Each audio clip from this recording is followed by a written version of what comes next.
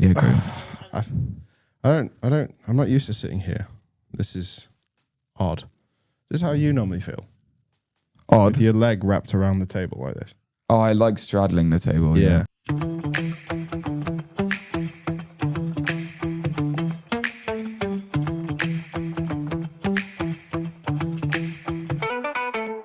It's Christmas. We can do what we want. Again, crazy that they were in the running for that, having not won a race. This is what happens when you only have 8 races in a year. Yeah. How low can you go before you flatten the bottom of your car? How many secret devices can you place underneath the floor of your car that expand when the temperatures get high and then cover the skid block so that you don't wear it out? Exactly. McLaren. That's a whole day. That's my entire day. But actually, if it's just on your phone or a laptop or something, Yeah, it's just walk past it while you're doing stuff. exactly. And I think it's super accessible. And I hope that that is what starts to pollute the TikTok and the Instagram reels of the world. F1 is sucking the oxygen out of everything right now.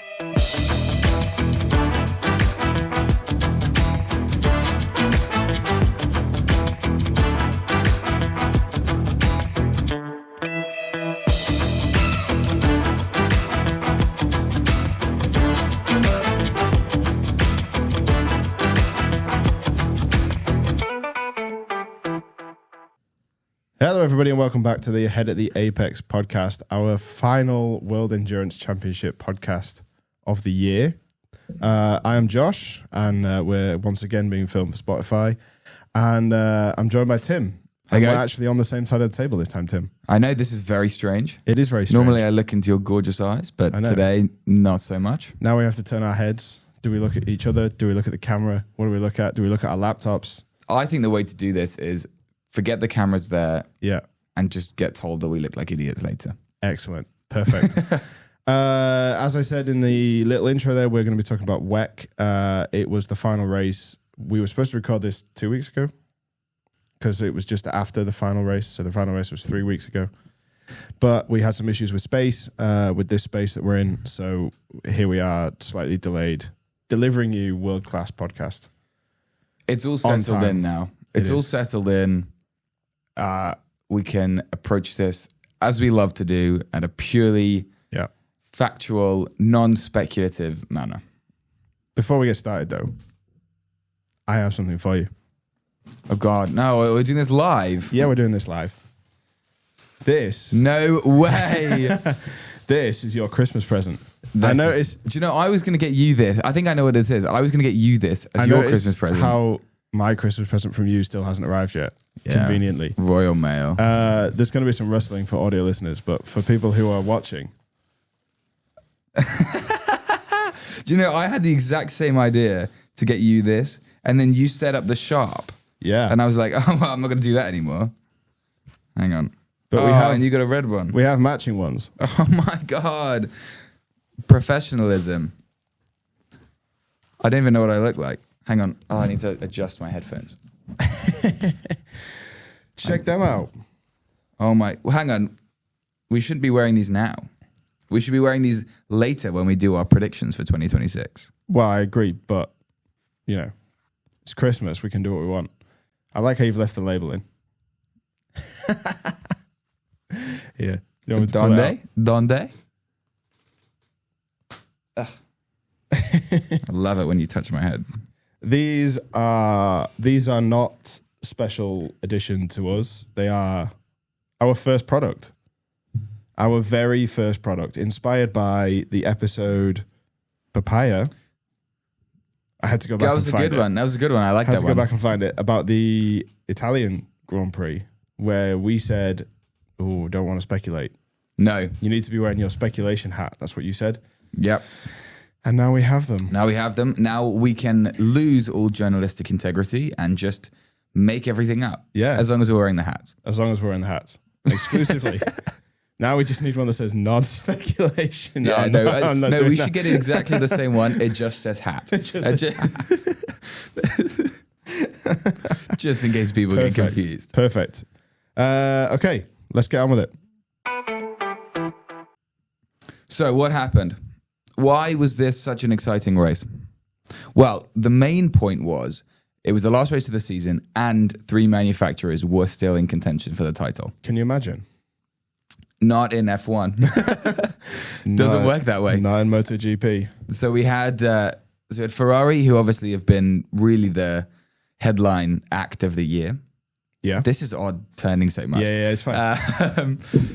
But yeah, so Ferrari were really the headline act, had been very, very dominant in the first half of the season. Obviously won Le Mans. Kubica had his amazing redemption. Go listen to that episode if you haven't. It was awesome. Awesome. And because of BOP and the FIA regulations in terms of trying to make it a bit fairer, their performance was slightly dampened towards the second half, which allowed other teams to join the title fight. These were Toyota and Porsche. Obviously, Porsche coming off of last year when they won the whole thing. So in a way were trying to, and they struggled a lot in the first half of the year. So this was almost the Red Bull Toyota, then equivalent. So did Toyota. Toyota were just sort of fine. Yeah. Toyota just pulled we're going to be in the points, but never really particularly high in the points. Yeah. If If you remember their BOP complaints, like they were not happy in how BOP had sort of screwed them over a little bit. And yet they make it to the final round, able to in the hunt. Yeah. But just I remember we did very, very early on in the season. This is probably 2, maybe 3 races in. We were looking at the leaderboards and the results tables, and Ferrari were just about 1,000 points ahead of everyone. Yeah. And the fact that it has come back, in a way, is that a compliment to BOP? Yeah, of course. And is that BOP working well? Is that working as intended to create these exciting races where there's stakes and there's interest? Yes, you can draw the same parallel to Abu Dhabi last weekend. It was interesting because you had something. There was something to compete for. Yeah, it wasn't just a race. And obviously, every race there's points to compete for. There's pride, there's development, whatever. But when it gets to the end of the season and you start to talk, points become championships. Yeah, it adds this much larger stake. So in a way, I think the fact that they've engineered it such that you go into that final race with 3 manufacturers, all of which were relatively competitive in the absolutely. race. I think it's great. And I think it shows it's a system that actually maybe works well and maybe it's worth implementing elsewhere. Yeah, I don't have the numbers for how many manufacturers make it to this point in the season where they can still win the title, but 3 is good. It's impressive. I would consider that good, right? Oh, 100%. I mean, you haven't got that many. No, in the hypercar to start with. Aston, BMW, Cadillac. Who I thought would have been a bit... Alpine are in the... that's where Mick Schumacher races. Yeah. But I think... I'm surprised Cadillac didn't... Or weren't... I mean, they had quite a late push. Yeah. So they obviously had a few really, really strong results. I think they won 2 or won 3. Which I remember we talked about and said, like, this is really good. It shows really good things for... They'd run into F1 and buys them a bit of credibility. Yeah. But I think they may have left it just a little too late. Whereas Porsche had a few stronger results earlier in the year. Yeah. Yeah, absolutely. I mean, let's be honest. Toyota crushed it. Yeah. Well, even from Saturday, they were the people to beat. They had a great qualifying. Yeah, locked out the front row. And... of course, familiar names in that Toyota team. Kobayashi. Nick de Vries. Yeah. What do you mean, yeah? He's a familiar name. I didn't say he was the greatest driver of all time. He's a familiar name. You know, Kobayashi's a familiar name. He's not the greatest of all time either. But no. He is in this series. He really found his feet here. Oh, yeah. He's also the team boss, right? Like he runs the team. I think he has some sort of leadership stake, yeah. But it's well, the thing that was really, there's a lot of pride to play for with Toyota, because if they didn't win, and this is what I think is quite insane. They have not won this year. No. Up to this point. And that's pretty historic from a Toyota perspective to not have secured a win at all. So they were playing both for the manufacturer's title, which again, crazy that they were in the running for that, having not won a race. This is what happens when you only have 8 races in a year. Yeah. But it also, there's quite a lot of pride at stake because they wanted to avoid this winless season. And they've won, before this, they'd won the last 8 hours of Bahrain. Yeah, so it's a track that they like. This is their spot. jam. This is their thing, yeah. Absolutely spot. Or their absolute spot. And this huge momentum coming off qualifying just did not stop. Through the beginning of the race, absolute perfect start. Everyone got through clean and they just ran away. They were not waiting for anyone. And their front row was a 1-2 finish. In the end, they destroyed the race. Yeah. And this was quite exciting because it meant that the manufacturer's title was really settled in who didn't win. It was settled in the not midfield, but it was settled in the at the back of the front of the pack. Kind of like F1. Kind of. Yeah, I mean, look, Toyota were untouchable. I can't say enough nice things about the way Toyota ran that race perfectly. Management was incredible. Tire management, they switched it on, which has typically been Ferrari's strong point in the races. So they made that work for them. The car was switched on. Finally, in the dying moments of the season, the car just comes alive, and they just monstered away. But it wasn't enough because Ferrari were 3rd and 4th. Yes. Which we will get onto shortly, but that meant that they secured 1, 2, 3 in the standings. Yeah, and therefore won the manufacturers. We will get onto Ferrari shortly. Porsche, on the other hand, didn't have the pace, didn't have the tire management. They ended up a disappointing 13th, well outside the points, and only managing 4th in the standings. So they even fell. Yeah, they went lower than that.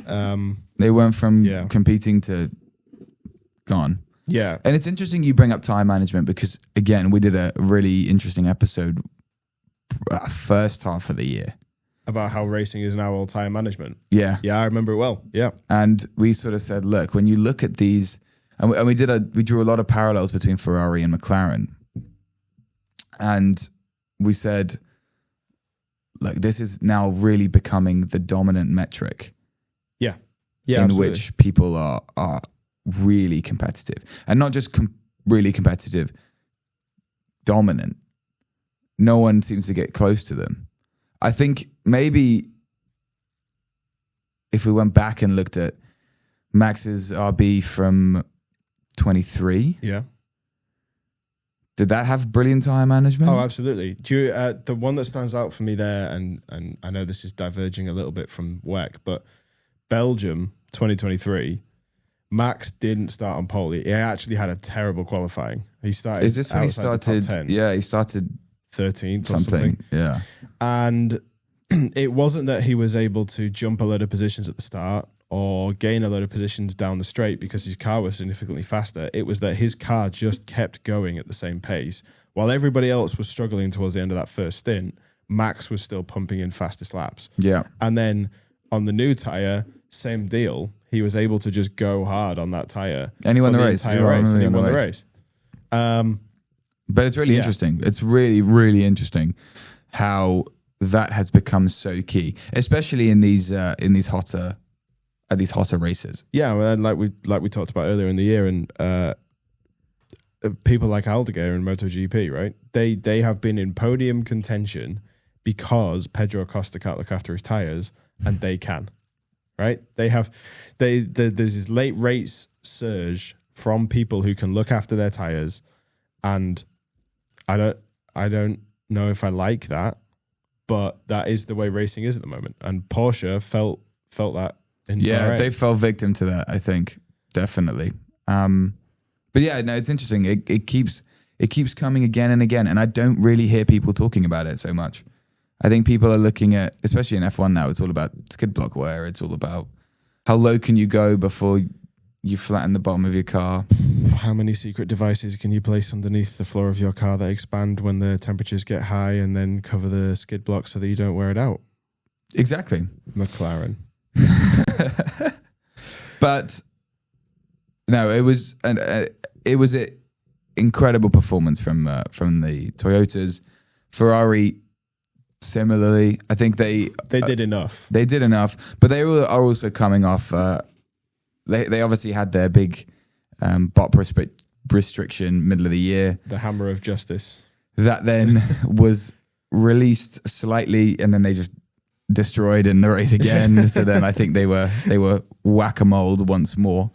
So yeah, well, I think we're slightly compromised. It overcompensates, doesn't it? It does. But nonetheless, as you say, they did enough, finishing third and fourth, the 50 ahead of the 51, which was they ceded the position. It wasn't exactly a aggressive overtake, but well, yes, there was the radio message of "We will swap the cars now so that we can do this," and Anthony Davis is going, "Well, I don't know if they're going to do that. I mean,"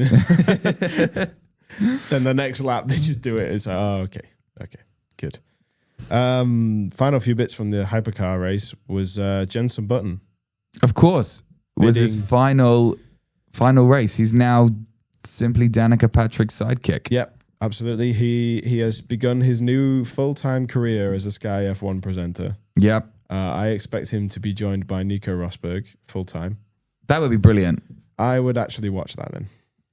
Yes. I'm getting thoughts. Bored of Karun Chandhok and... Oh, yeah. We're a bit mean to Karun Chandhok, which is, of course, funny because he's more successful than we are. But... He's more successful as a commentator than he ever was as a driver, though. Yeah, exactly. Whereas we've never been a driver. Yeah, there's no comparison. There is no direct comparison. Yeah, he wouldn't want to know. Stick me in a go-kart with him. I would like to see him present this podcast. But yeah, let's get him on.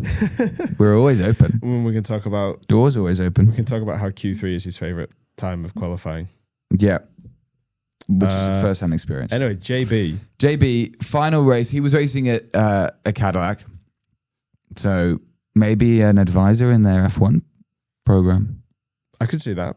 Maybe they've had some discussion. I could see that. Maybe they had some discussions. It's a good job you're wearing your speculation hat. I wouldn't have dared if I didn't have my new headgear. Look at how that goes. Yeah. But it was...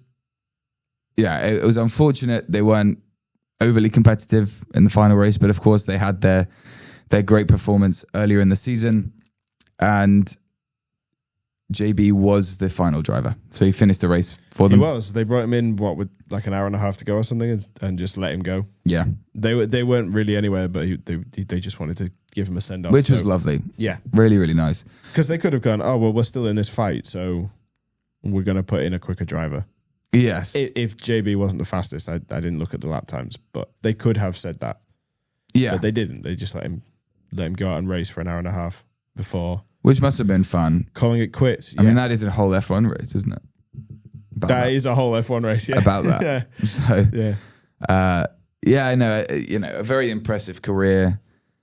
Of course, Brawn is one of those stories that will forever live in legendary status. You and I disagree on the Brawn story, but okay. Well, I think it's the Leicester City winning the league of F1. Sure. Which is exciting. Next year, season 2 of Ahead at the Apex podcast. Yes. Instead of doing our Triple Crown specials, why don't we do a tale from history? Like a biopic. Yeah, so an F1, a MotoGP, and a WEC. That's cool. I like that idea. Story. How about that? I like that idea. We can do the Brawn GP story if you want. We can have lots of discussion about that. Oh, I think the BBC beat us to that, but we can try. We can have dump our flavour in. Keanu Reeves beat us to that, but it's not the point. We can put our Oxo stock pot of opinion in there. We have a big capacity of knowledge in this room. Yeah. Yes. And Tim. And me. But yeah, no, congratulations. Obviously, it's a big, he's one of the big names. He is a big name, yeah. Whether you hate, whatever. Whether you hate him, he is a big name in motorsport and has been for basically my entire life. So while I have known racing, I have known Jenson Button. Yeah. Yeah. LMGT3, want to quickly cover that? And then we're moving on to a different topic. Yes. Well, hang on. We've got some questions first. Don't jump ahead. Oh, we do have some questions. So we have 3 questions that we wanted to really highlight. One of them was, how significant was Toyota's 1-2 finish? I would argue what was more significant was Toyota's 1-2 start. Yes. I think that qualifying just set the scene in a way that almost beat people before the race started. Yeah. And that was really impressive. And yes, fine, this is a track that they're very comfortable at, very successful at, probably build to in some capacity at this stage. Probably. I think it was, I wouldn't necessarily describe it as salvaging, but I think you always want to finish on a high. Yeah. And I think it was important that they did that. We've spoken a lot in the past, and I'm sure we'll speak about again after we quickly run through LMGT3, that next year is going to be epic.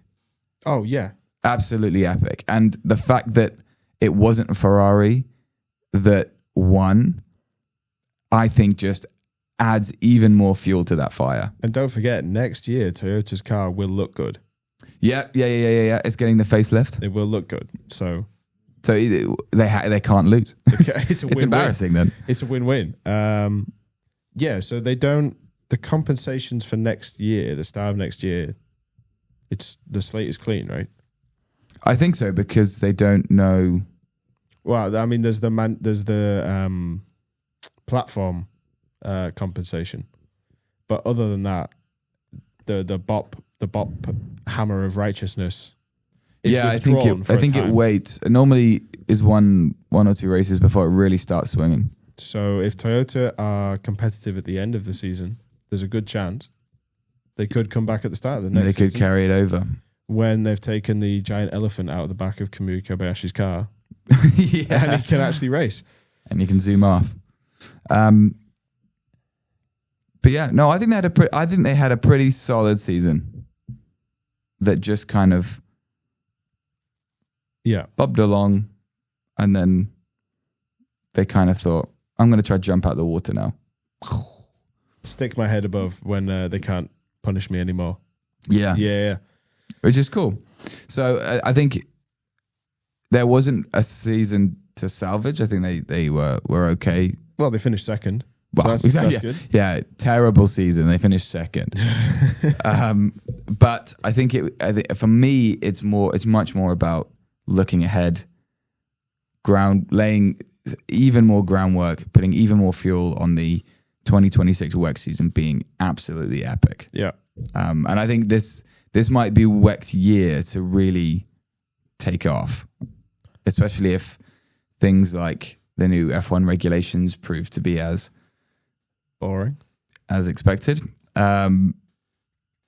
Then yes, this might be WEC's time, which would be great. I think it's an amazing series, really quickly becoming one of my favorites, if not my favorite, for the fact that it's watched in a different way as well, which I quite like. I like how the commitment is very minimal, right? The commitment is very minimal. Very little happens. It's not like F1 where there's so much to keep up with off track. I feel like it's more like a racer series. I feel like if I watch the race live, so I have watched Ferrari's thing that they do on YouTube live. Yeah. And yes, you get the commentary sometimes and you can kind of follow what's going on in the race. But there's so much going on in a race that actually I much prefer so they do it in weeks after the race. So the first week after the race, you get this 15-minute clip of the race. Mm-hmm. And then the next week you get the hour and a half long the extended ones thing, which is like watching an F1 race. And then the week after that, you get the whole thing, full broadcast. and you can sort of watch that in the background. You can have it on and off while you're doing other stuff. Like, I like that the commitment is, I don't feel like I have to get up and watch it live because I'm going to see the results everywhere, and I'm going to have people messaging me about it, or you know, throwing comments at me or whatever. But I also don't feel like if I don't watch it live, I don't get that excitement because I see a new thing when I watch the next video, right? Yeah. But even if you are watching it live, I think you engage with it in a very different way because, yes, a lot happens, and yes, it's paying attention is helpful, but it's not so imperative. I think, no. And you get this even in F1. I think if you were to explain an F1 race in layman's terms, you go, the start is quite exciting, then it kind of dies down after about lap 5. Lap 10 is a good time to go and make a cup of coffee. Then the pit stops, then come back for the pit stops. Come back for the pit stops, then stick around for another 10 laps. Yeah. Then go and make another coffee. Exactly. And then come back as the tyres start to die. Yeah. So you end up having these kind of 2 patches. And if Crofty starts getting hyperventilating, sprint. Run back in. Yeah. And so you end up with these 2, maybe 3 if there's a 2-stop, kind of periods of time where it relaxes and sort of dies down a little bit. But in WEC, even though it's longer, you don't feel like you have those periods because it's very rarely settled. Yeah. So, but because it's also so long, you can jump in and out of it. I think it's more like a cricket match. Okay. Yeah, you can view it. You can really watch it and really get into it. Yeah. And know everything. Watch all the overtakes. Watch the pit stops, etc. Or you can just dip in and out when commentators get excited, or there's a big moment, or there's a crash or something. And in a way, I think that's what makes it so accessible. Yes. I think the unfortunate thing is when you say 6 hours, 8 hours, suddenly people go, that's a whole day. That's my entire day. But actually, if it's just on your phone or a laptop or something, it's just walk past it while you're doing stuff. Exactly. And I think it's super accessible. And I hope that is what starts to pollute the TikTok and the Instagram reels of the world. F1 is sucking the oxygen out of everything right now. That's a shame. It does feel a bit over saturated with F1 content. Yeah. And I hope that this message eventually breaks through in some way, because it's such a cool series. And well, I mean, but all the series we do are cool, but so you're right. But I think WEC is a dip in and out kind of on in the background. I think WEC is super unique. MotoGP I like to watch when I eat my lunch. I think MotoGP is the exact opposite. It's very quick. You have to be glued to it for half an hour, 40 minutes, and then you can forget about it. Yeah. And you just walk away and move on. And then F1 sits in the middle. And F1, yeah. To really get the most out of, well, I don't know. I have a different approach to other people with F1. I consume everything F1 could possibly give me. Like Kirby. But I know a lot of people who just watch the race. Yeah. And then they go, oh yeah, didn't Lando do a good job? No. No! No, he did not. Anyway. Final point on the hypercar is the Jenson Button stuff. Do you have a fond memory of Jenson Button? We had a lovely night in London together. Beautiful. No. Were you playing cards with beads in a hotel in Abu Dhabi? I wish. Yeah. I wish. No, I like I mentioned earlier, I think the Braun story was really cool. I mean, I know that when you look at the whole season, it loses a bit of its fairy tale charm. I think that's my cynicalness. Post summer break, it was less of a competition and more of a survival survival game. Yeah, a little bit like this year. Yes, a little bit. There were a lot of similarities with this year. Yeah, but I think the first half of the season and that was pretty special. Those first few races. Mine would have to be his first win at Hungary, with the now infamous slow-mo of him like running up to hug his dad, and you can see his eyes like bulging out of his helmet. Like. But I am sadly old enough to have watched that live, and I can remember it. It was very impressive, and everybody sort of in much the same way that like this year with Hülkenberg, everybody sort of went, "Is Jensen just one of those drivers who's just never going to win a race? Is he just going to forever be this midfield guy who scores a couple of points, gets a podium here and there, never really has that edge to him?" And then he did it, and the circumstances had to be right, but he did it, and that was impressive. Yeah. Is Hülkenberg going to win? Is Hülkenberg going to win a race? It's a good job we're wearing our speculation hats. Yes. Next year. Oh, with the Audi. In Vegas. Really? Yes. That would be epic. I did some predictions last year about the F1, and maybe I'll get the list. I just did it with my mum. But I did see her last night, and we went through them, and I didn't get that many correct. But she did ask me for next year's predictions, and I have predicted George Russell as the World Drivers' Champion. Oh, I agree.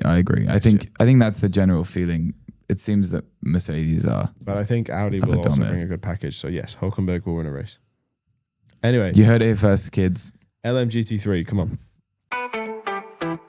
Yes, so Lexus, who I just love their own work. I think it's so great.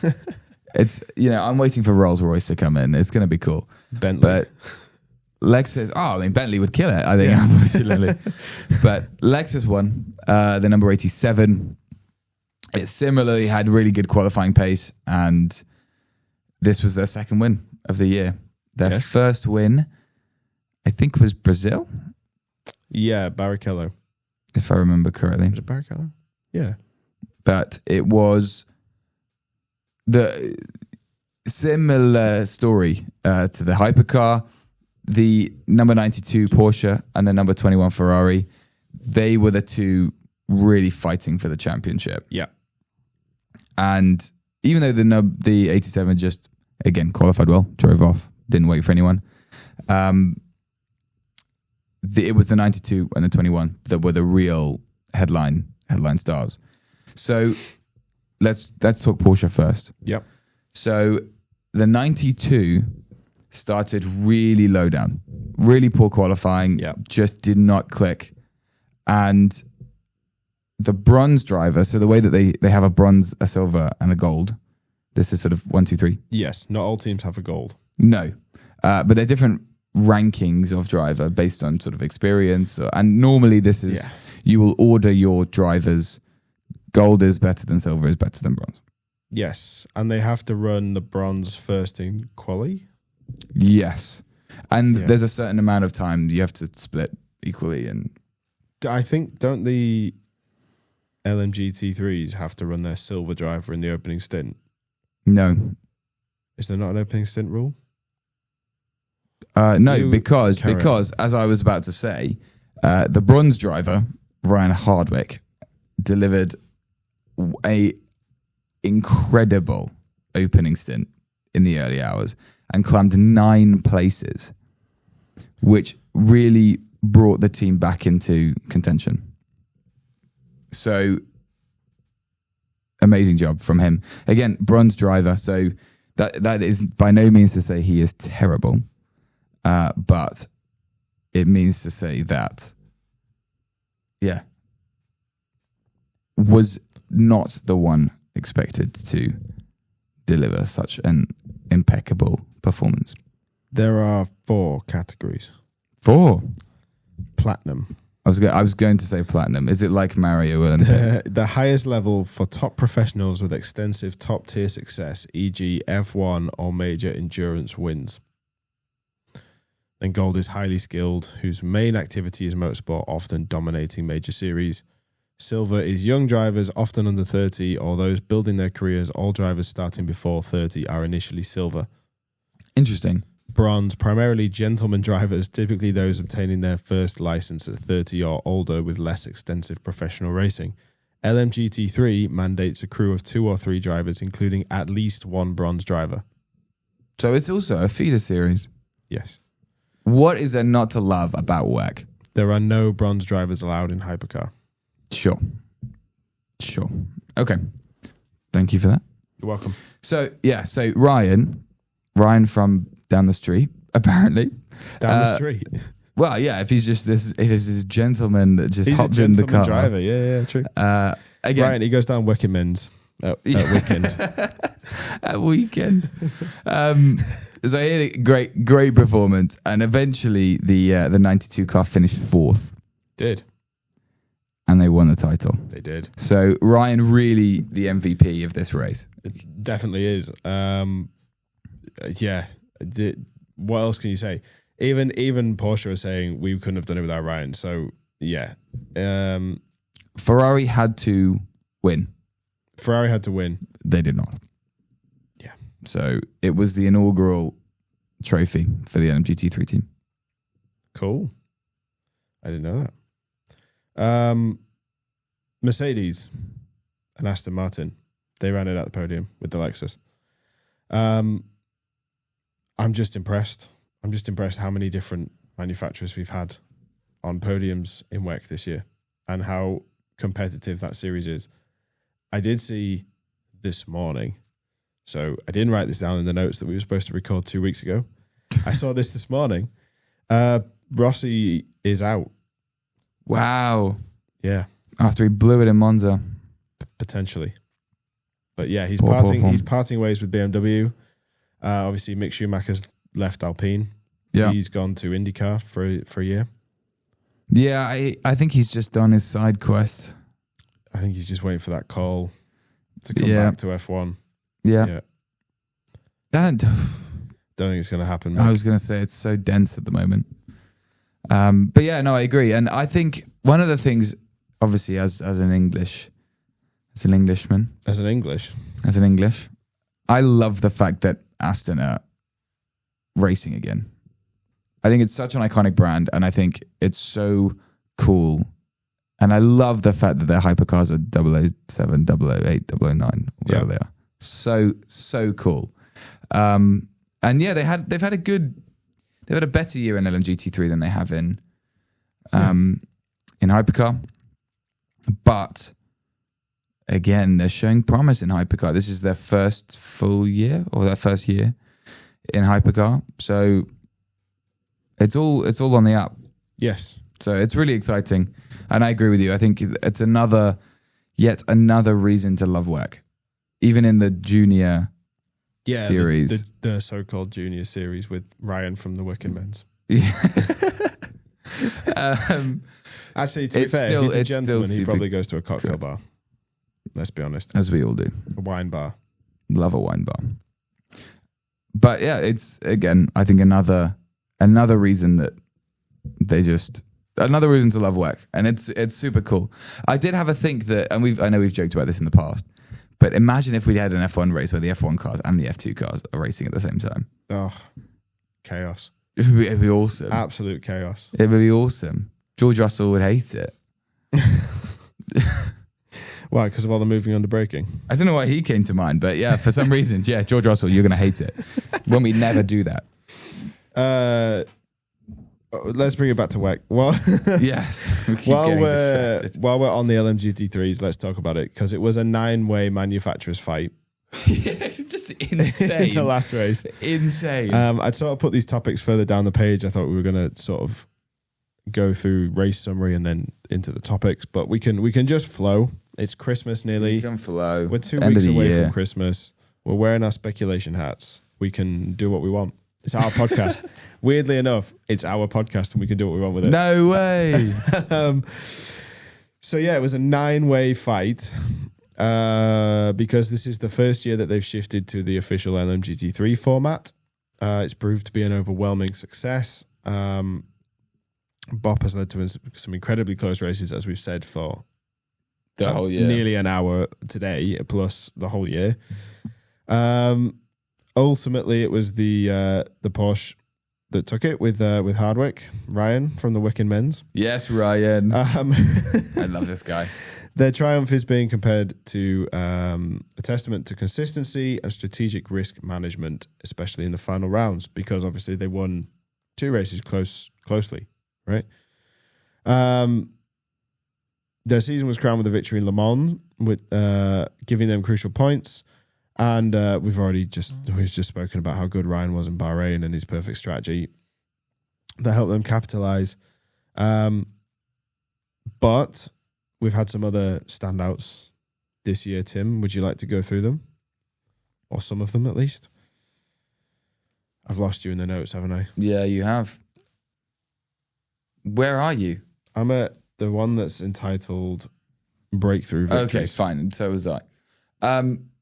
So Lexus, I already said I love Lexus being in LMGT3, and they won at Sao Paulo. I was right. Yes. Yeah. I remembered properly. Good job. It was. They started the year off, I think, better than people anticipated. Yeah. And grew, which of course is a super important thing to do through a year. We've spoken a lot about how important development is and not losing out comparatively to everyone else. And yeah, they finally won their first race in Sao Paulo, won again in Bahrain. So strengthened through the year. Obviously, then they got bopped by the bop hammer.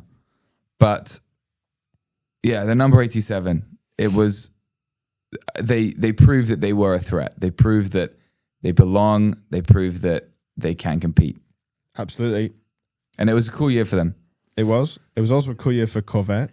Which is, I just still think the Corvette is one of the coolest looking cars in the world. It looks so good. I love how this grid is like, you've got a McLaren 720S. You've got like a Ferrari F40, something like that, whatever it is. Whatever it is. You've got these Ferraris and McLarens. You've got an Aston Martin DB9.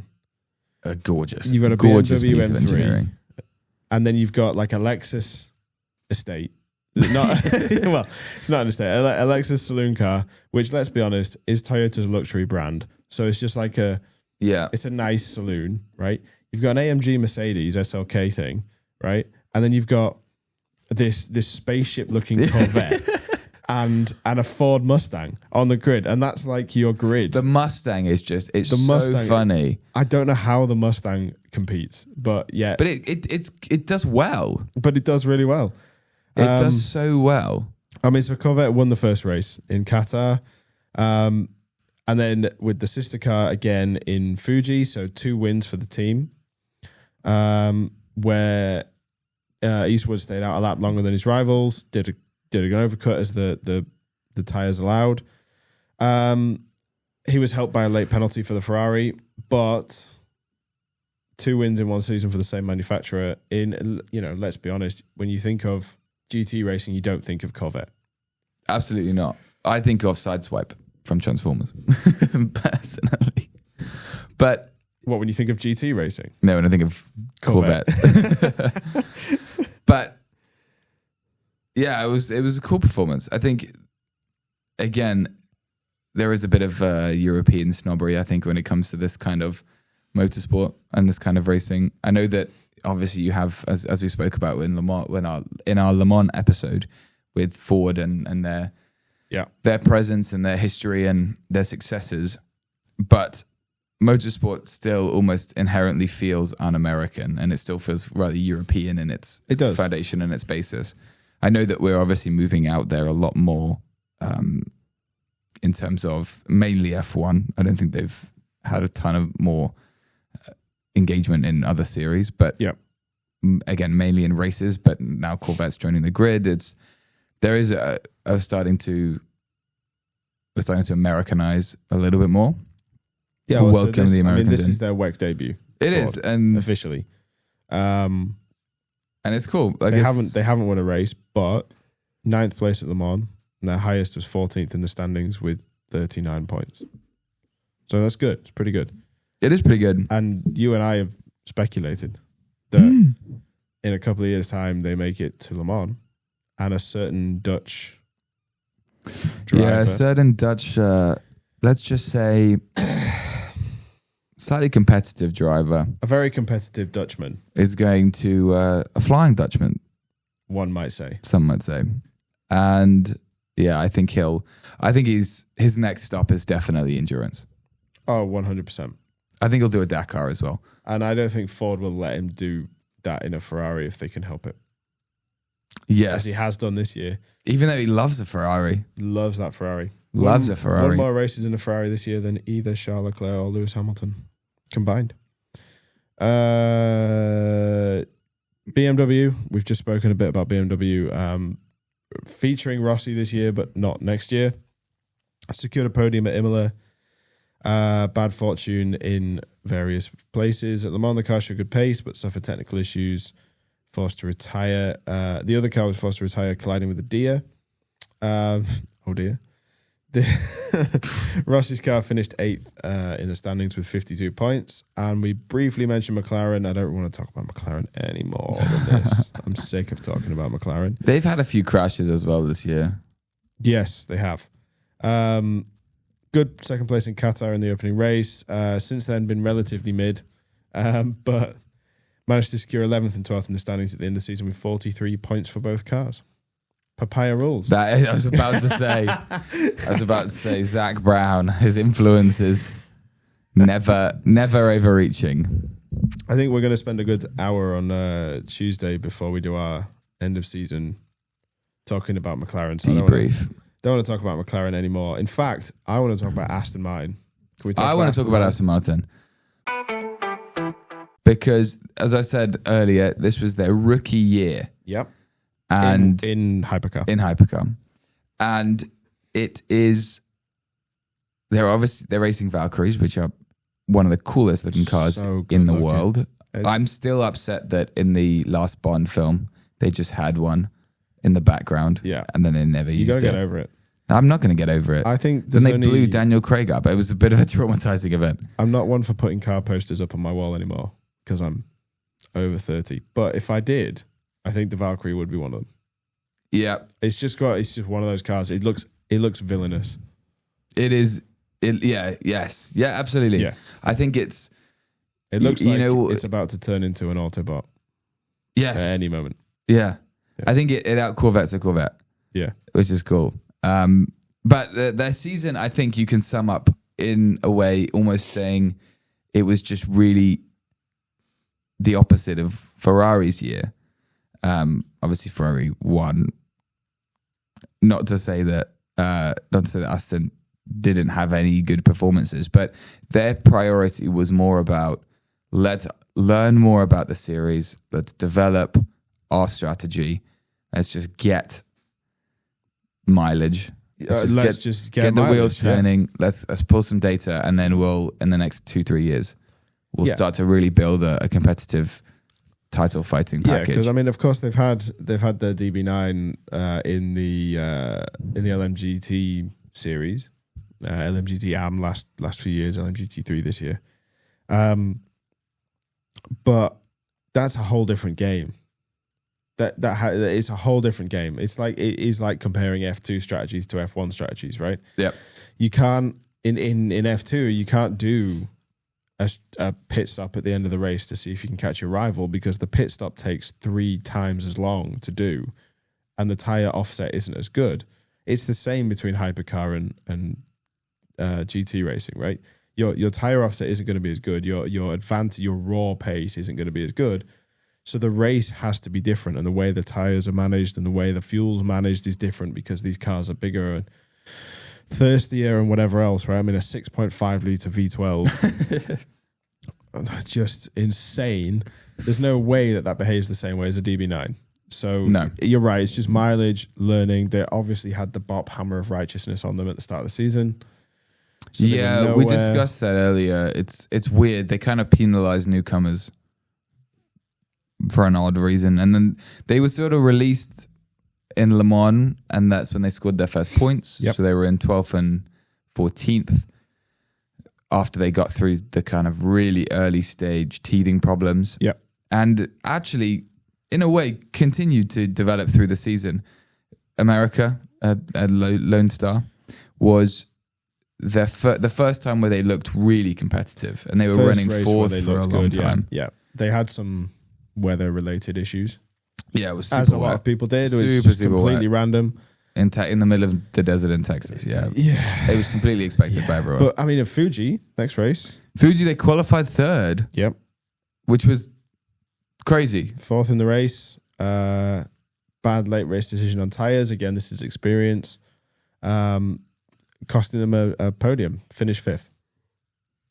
So, yes, it is difficult to get into this series as a complete rookie. Yes, Bot works against you, but they've done one full season now. Yeah, and with points and showing pace. I think they're going to be in a good place next year. I agree. I think personally, and I think they bring a vibrancy. The Ferrari red, and the Aston Racing green. If the Ferrari made the noise of the Valkyrie, I think I would just watch Giovinazzi's on board the whole time for 8 hours. Yeah, it is epic. It is so cool. It's such a distinctive sound, and it's almost. This is not necessarily an Aston point, but have you seen there's a video? I think it's the Porsche leaving the pit box in electric mode. Oh yeah, and then it kicks into the engine, and the petrol engine. Oh my god, it's awesome! I want to see the same video with the Aston because it will sound like it's exploded, basically. Are we going to go next year? I'd love to. I think we should try and go to one of them. Should we do Spa? Yeah, that's a good one. Press package. Anyone at Spa? Anybody working in the World Endurance Championship? Get us a ticket. We will do a live podcast. We'll work for free. 8 hours. We'll work for free. Actually, we'll commentate for you. If you want. Yeah. Actually, we are commentating for you. Get the seat ready. I will be there. Kick Davidson out for a few hours. We'll be there. Just give him his big iPad and then he'll get distracted pressing buttons. Skypad. Oh, sorry. Oh, it's such a terrible name. He loves the Skypad. He loves his Sky. My favorite thing is when he's using it and he'll just start drawing on it. He'll just be like, oh my God, I can do a circle. Oh, just see if I can slow this down for you right now. And he's just winding a dial. I don't know if he's actually doing anything. Yeah. I think it's just TV. They've told him it's a pad. They've told him it's a touchscreen, and it's just some speculation. The Skypad is fake. There's just some Office Junior there with a laptop going, will he slow down? I can only do this so much. Yeah, he's got like the most souped out mouse ever just to keep up with Anthony. Yeah. I think, but one of the other things I want to just very quickly mention is hats off to the comment. I know we were ripping on it, but the commentary team, I think the broadcasting this year, the best of any series. Work. Yeah. I think it's been a really good mix. And yes, I understand they have more time and they can be a bit more casual with it. But I think it's a really good... But then F1's time to do that is in free practice. And I don't know if you've ever watched free practice with the commentary on. I have, yeah. And Martin Brundle spends the entire time just saying, oh, how terrible practice is. Oh, why aren't we doing a sprint race? Why aren't we doing... And it's like, Martin... We're not doing a sprint race because it's useful to do practice. Now, please use this hour that you have to explain to people who might be new to the sport what's going on, why they're running these tires, why the rookie drivers are in place of certain drivers, what the different run plans might be, what they're looking for. Please explain that to new fans so that I don't have to. But they don't, and then as I said, Brundle just turns around and says how crap it is. No, I mean, I had a message from a McLaren fan this year when Piastri had to sit out. Why is Piastri not in free practice? That seems unfair. It's the rule, man. It's the rules. Somebody should be explaining this to them. And they have a platform. They have a global platform. I know. Yeah. And whereas I think WEC does a fantastic job of that. Absolutely. And it's so accessible. If you haven't watched a WEC race, just go watch it. Seriously, it's so good, and you'll know what's going on. They sort of guide you. It feels like you're on a guided tour, as opposed to being in a sports bar with Martin Brundle, who's just telling you how crap practice is. Yeah. And MotoGP is worse for a different reason because it's really, really overly detailed. It's too much detail. Yeah. Yeah.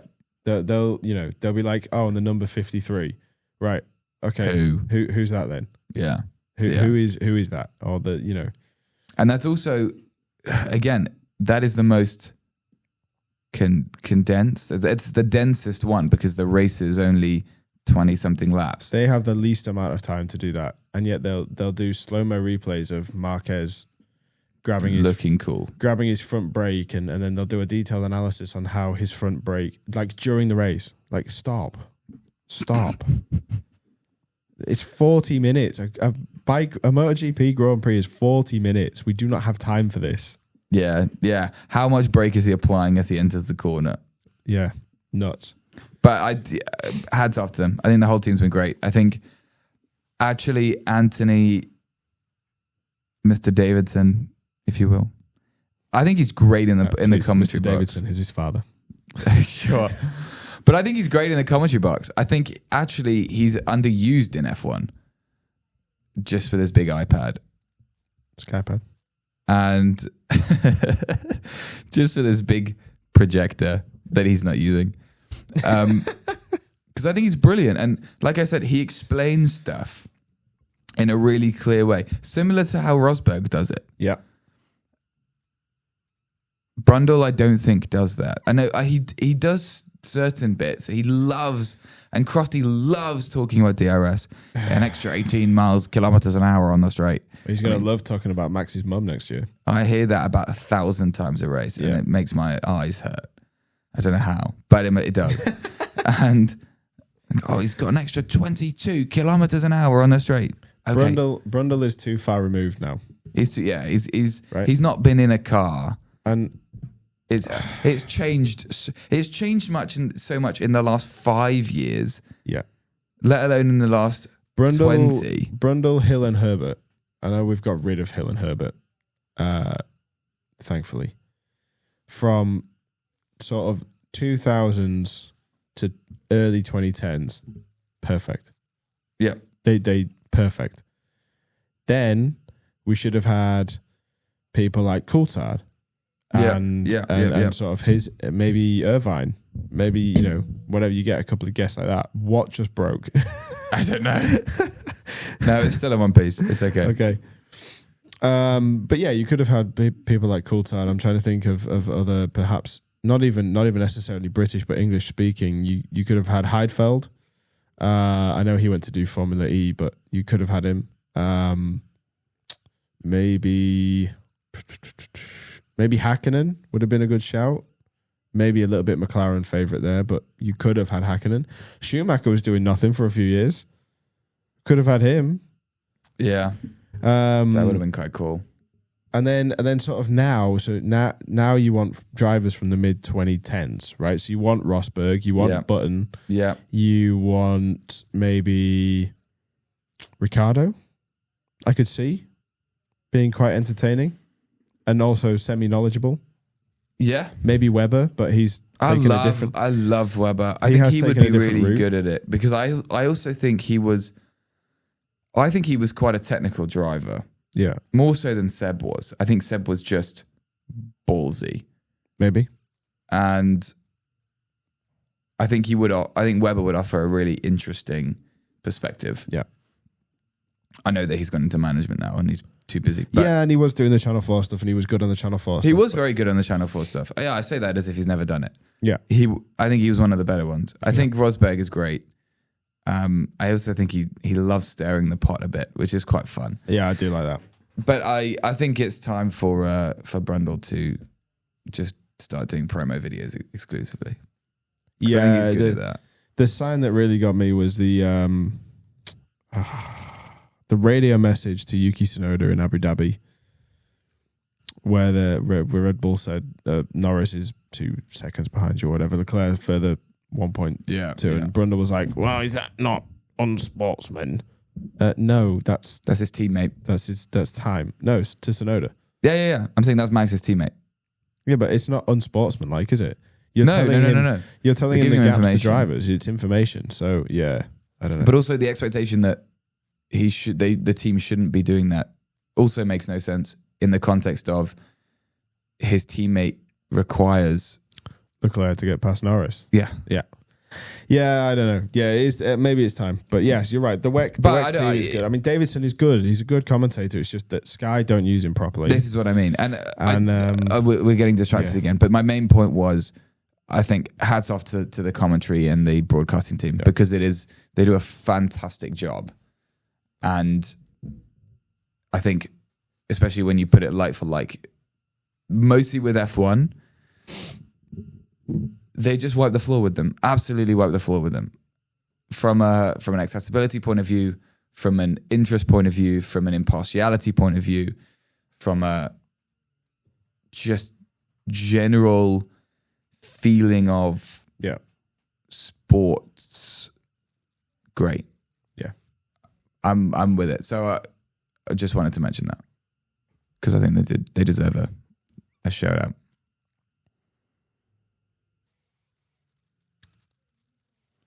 Okay, last one. We've got to talk about them. I'm glad you've dressed appropriately for it. Thank you. All in red. All in red. Ferrari were dominant. The whole year. Yeah, that's the only way you can say it. There's no point in sugarcoating. They did face the whack-a-mole of Bop a few times. But the other thing to note is this is only their third year back. So this is another reason why we should be excited about the likes of Aston Martin, because last year they were competitive with Porsche. It was a close fight. Yeah. That was their second year. Yeah. Back. So Aston Martin, it's not unheard of that once you get that first year and you understand these big changes, you can really click in. But this is their first title in WEC and their first sports car racing title in 53 years. So that last one was in 1972. They made quite a big deal about that in that final race. They did make a big deal. Jackie Ickx was in that team. He was. Good knowledge. Thanks. Check you out. Yeah. Yeah, this podcast is really rubbing off on you, isn't it? I have learned a lot this year. But they won. Was in the World Sports Car Championship. Yes. Yeah.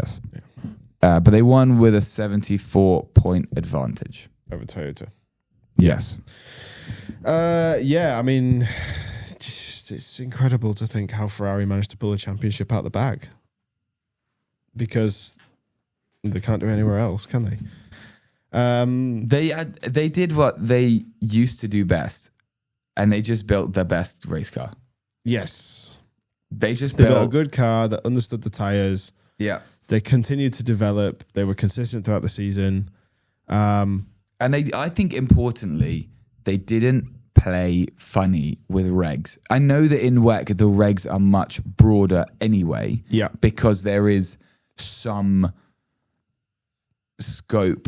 And we spoke about this when we did a big Le Mans in the Le Mans episode. There's a bit more scope. There's a bit more wiggle room because the expectation is you will have...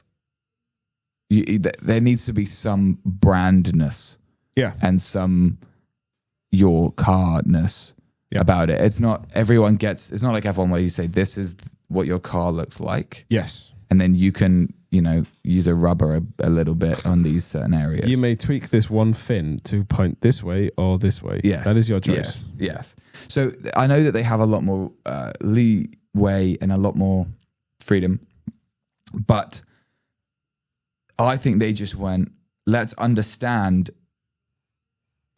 everything that we can do. Let's understand those regulations and just build the best car with the regulations. Yeah.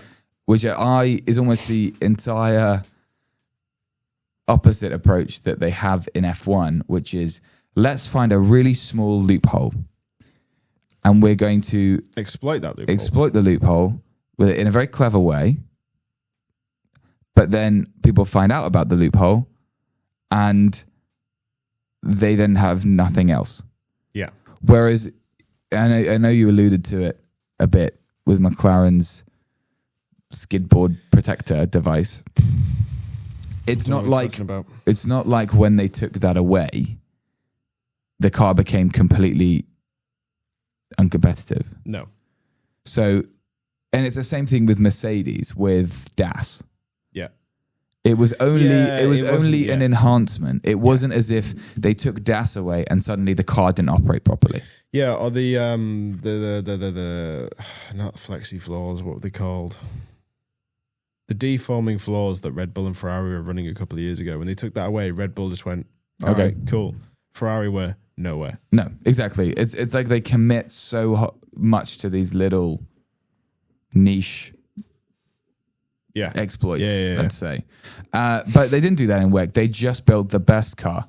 Yeah. And they did the classic, Ferrari, not just his mentality, but the whole, we're not going to ever advertise anything because we're going to just make the best race car that is the fastest race car. And if the red car is at the front, you will buy the red car. And I think they just went, right, let's just do that. Yeah. Let's make the best car. Not that I'm not saying that the F1 Ferrari team is saying, let's put an okay car. But I think they don't start with that. I think they start with what little loophole can we exploit? Then let's build a car. So it was great. And like you said, there were a few really big reasons for this. One was the understanding of the regulations, the tires, having kind of really an idea of what do we need the car to do in order to get the best out of them, as we've spoken about. Super important, clearly. Their development was also incredibly impressive. Yes, hugely. And their driver lineup is really strong. Giovinazzi has really found his feet. Yeah. Same with Kobayashi. And is probably the best driver in the series in terms of consistent performance. Yeah. I mean, I've also got to give it up to Kubica. Yes. But I think they struggle with qualifying. They're not so strong in quality. Yeah, I think so. I mean, ultimately, look, the team won 4 races. And they were all in the first bit of the year. Ferrari won 4 races. They won in Qatar. They had a 1-2-3 in Qatar. Giovinazzi's team took victory in Imola. Spa, it was, again, the number 51, Giovinazzi's car. And Le Mans was obviously Kubica. Okay, so they won 4 races. They secured a 1-2-3 in a couple of these races. They secured a 1-2 in a couple of these races. And you only score manufacturer points for the first car. So if you finish 1-2-3 and your next rival finishes 4th, that's a big points gap. Yep. From there, as you said, it was just a complete development race. They were hit on the head by Bop with obviously then Cadillac when we had that podcast about Brazil, where Cadillac came back. It wasn't that they were nowhere. It's just that they were in the midfield then, not scoring many points. They came back in Texas for a 2nd place with Giovinazzi in 5th. Japan was a bit of a struggle, 12th, securing half points. And Bahrain, obviously 4th for 51, which was enough to seal for Giovinazzi, the title for Giovinazzi. He allowed his teammate in the 50 car to finish on the podium because obviously Gio was running on the podium places, and that gave them 1, 2, 3 in so 2 factory Ferraris plus the Kubica Ferrari, the AF Corsa Ferrari in the title. Brilliant teamwork, just phenomenal teamwork. Just the whole season, phenomenal teamwork. And I think the key thing, especially if we're still on Bahrain, is Gio didn't qualify brilliantly. I know I just complimented that, but they were 7th. Yeah. And they climbed to 3rd. And they didn't climb to 3rd because they had some masterful overtakes or some burst of speed or whatever. It was tire management. Here we go. Same again, every single time. We're going to turn this into the tire management podcast. And the tire management segment of the podcast. And that was that. Yeah. So... Yeah, people often say, and again, this is normally in an F1 context, but I think it applies to anything, are the team ready to win a championship? And I always used to think, oh, what does that mean? That's a load of rubbish. But when you look back to Mercedes, to Red Bull, and then you look at, for example, McLaren last year, yeah, And then you look at McLaren this year. That made me understand what that meant. They were not ready. They were not ready as a team, as a unit, as a strategy team, as a pit crew, as a driver, as a team principal, as whatever. Yeah. It needs to be this really cohesive unit. But they've demonstrated that they are ready. They had one bum pit stop in Texas for Kubica. Yeah. But besides that, it was almost perfect. And it was epic. It was such a clean Maximized season. each weekend, worked together as a team, strategy on point, car was doing well, development of car went in the right direction. What more can you ask for? Giovinazzi said it was one of the best days of his life. It is something that none of us will ever forget. It's difficult to describe, to be honest. This is my first WEC, FIA WEC, so it's really emotional. We've worked really hard over the past 3 years and grown together as a team. We've had a fantastic season. He then, his wife then gave birth to their first child that night. Which was the second best day of his life. Which was the second best thing of his life, Pierguidi and Collado, what a day. Teammates in LMGT Pro and triple world champions there. Now 4-time world champions, equaling Hartley and Buemi in the FIA WEC record books. So phenomenal. Entered a new club of drivers to have prevailed in 2 major classes in the series, and they have 50% strike rate as teammates. That's brutal. That's brutal. Pierguidi said, we've grown step by step, winning the 24 Hours of Le Mans 3 times, and at last managing to clinch the World Championship manufacturers and drivers titles after a season we will never forget. I'm happy and proud to be among the drivers who brought Ferrari back to the top of the endurance racing world. I love that he said endurance racing, not just racing world. But yeah, it's a great point. They have, as a manufacturer, they have such a pedigree within the series. Yeah. And it's cool that they're back. Absolutely. Everyone's a Ferrari fan. Everybody's a Ferrari fan. They were obviously helped by Bop. So.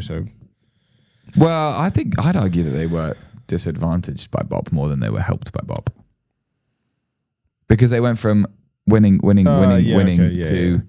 15th. But they were helped by Bop in the sense that Bop allowed Cadillac to come back in Brazil, and then allowed Porsche to come back in Texas, and then allowed Toyota to come back at the end of the season. None of those 3 are scoring.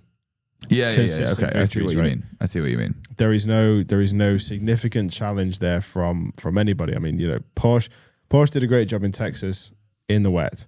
Toyota did a phenomenal job in Bahrain, as we've said already, and Cadillac's 1-2 history-breaking 1-2 in Brazil, cool. Where they've done it, where Jota now have done it with 2 different engine suppliers. Phenomenal, but those teams aren't scoring consistent wins. No. Ferrari got 4 victories back to back. Yeah. Okay, I see the argument. Yeah, that makes sense. But then Cadillac, Porsche, and Toyota then won, right? So it's not. They're not scoring regular points. Is where I'm going with this. Yeah, and obviously Alpine won in Fuji. So yeah, I don't know. That was cool. Well, I say out of nowhere, they had a few podiums at the early half of the year. But yeah, no, it's faultless. It's near faultless.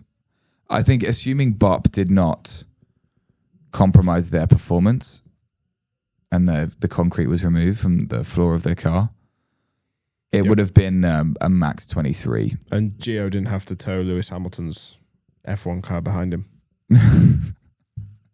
Yes. Yeah. But I think it would have been a max 23. It would have been that kind of level. Yeah, easy. I could see them trading victories all season long.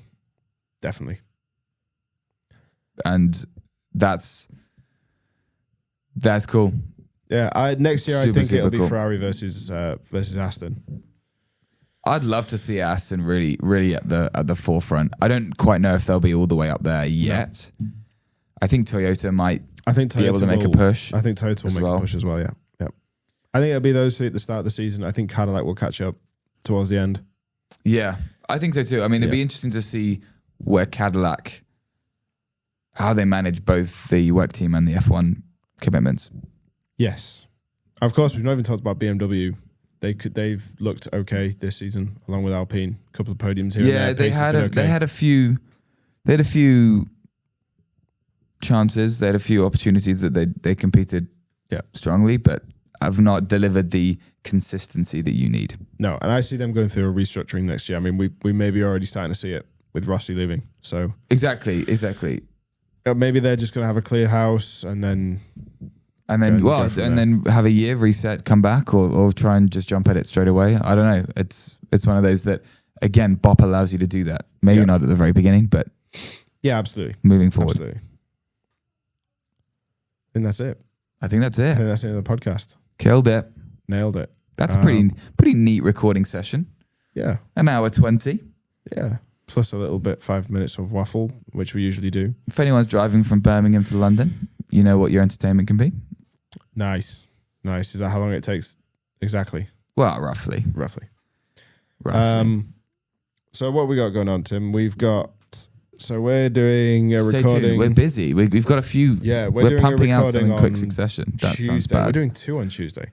We're doing us. Yeah, we're doing a quick roundup of the final few races in F1. Yeah. Our thoughts on a normal F1 podcast. Our thoughts on Lando Norris. Stay tuned. And then we've got the rankings. driver digits. Yeah. Driver digits, same story as we did for 2 special guests. Yeah, it's gonna be busy in here. It is. Jake's not coming. We've subbed him out. Got somebody else. Oh, he didn't get the call back. He didn't get the call back after the the MotoGP one. No, I didn't want McLaren to win the constructors and drivers, and then have my brother sitting here talking about how he loves Lando Norris. I'm excited to hear him give Max Verstappen a 4. I might ask him for his numbers. I'll ask for his numbers because he's going to give Max a 3 or something like he gave Mark. This was the best season ever. 4. Yeah. Yeah. His performances were ruthless and so consistent. I'm going to give him a 3. We take the mic, but we mean no harm. Yes, we've got that to come up, and then I thought I would try and get sort of. We've made some bold claims throughout this year. We've made predictions. We've said things are going to happen. I expect this sort of thing to happen. I was listening back to an old episode trying to find this clip, and we both sat here in sort of August time and said, yeah, I mean, Abu Dhabi will probably be Max, Oscar, Lando, and Lando will win the title or something. Yeah.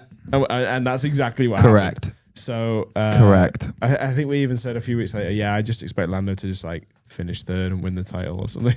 I'm like, okay, so we cooked. So I'm probably going to do like to fill in the early January slot. Sure. While we're still on Christmas, I'll probably do like a highlights.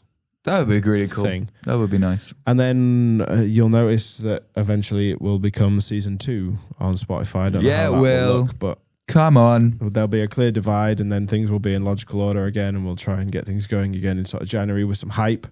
Yeah, I think we should do a pre-championship, maybe a testing debrief. Yeah, something we'll that kind of thing. Bikes on track, and then car launches. We'll see all that too. What else?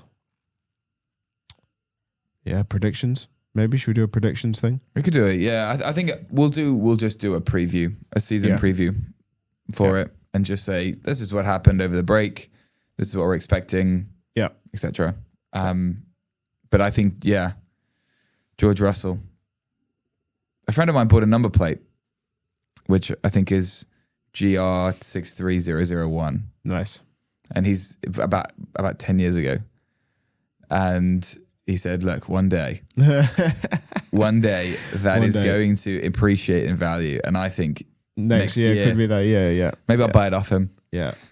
Insider trading. Yeah. Buy it off him before the year starts. Yeah. And then I'll sell it back to him at an inflated rate. Yeah, absolutely. That's kind of it.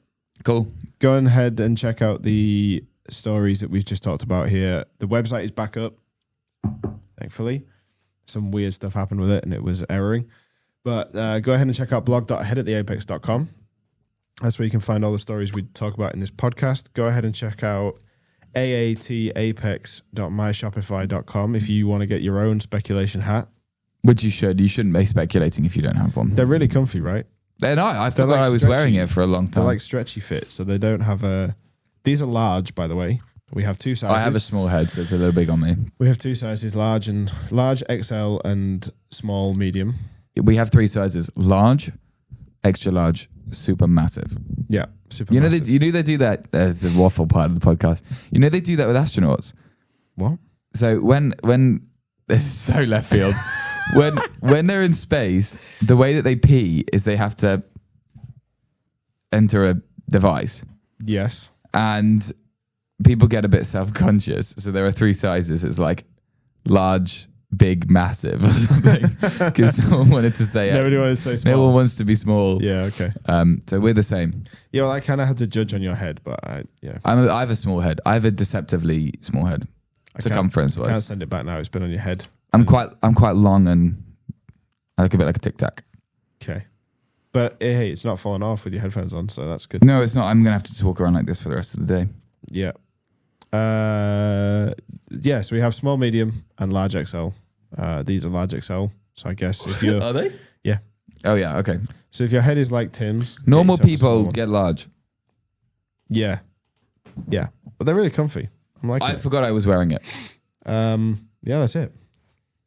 That's it? I guess we will see you next week. And the week after.